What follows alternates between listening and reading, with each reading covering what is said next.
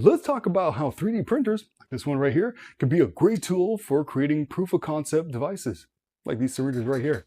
Why am I talking about syringes? A lot of people need to use these types of syringes to administer liquid medication to babies or pets. In order to do that, you need to see the numbers on the syringe to see how much liquid is inside. That can be an issue for people who are visually impaired. Now, being visually impaired doesn't just mean you're blind like this. There's all types of conditions that makes your vision not work properly. For example, some people have their vision that looks like this. Or maybe it's more like a pinhole. Or maybe it's more sensitive to light. The concept of being visually impaired doesn't necessarily mean you are completely blind. There's all these different types of variations of being visually impaired. So when it comes to this type of syringe, I designed and 3D printed a tactile proof of concept prototype that will help people who are visually impaired to use the syringe just by touching it. What could I possibly mean by touching it? I mean, there's actual ridges on this syringe prototype that you can touch and feel how much liquid is going inside. This entire syringe is based on feeling. That's why I call it the Feel Better Syringe. Double entendre. The tube of the syringe actually has ridges on the outside that you can actually feel. If you look closely, you'll see that the ridges come in two variations.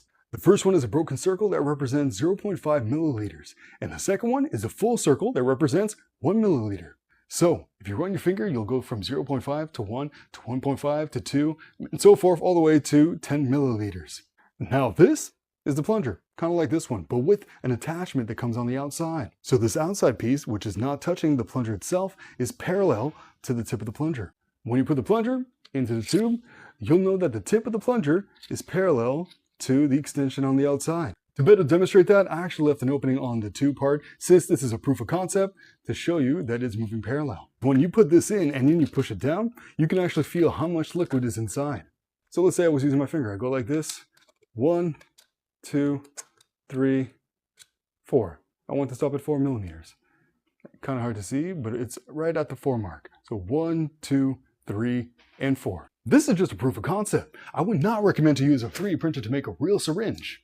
But if you want to use one to make ideas of potential future projects, go right ahead. Some of you already may know that I make assistive and rehabilitation tools and put them online for free. And now with this idea, I'm going to start making also proof of concept prototypes. So I'm excited for that. So if you're interested in learning more about what I do, go look it up online, look up Tryspire, download some of my tools. If you have any ideas for new ones, let me know. I just enjoy this entire process. Before I made the big one, I made a little tiny one just to see if I could actually do it. And no, it's not a syringe for ants.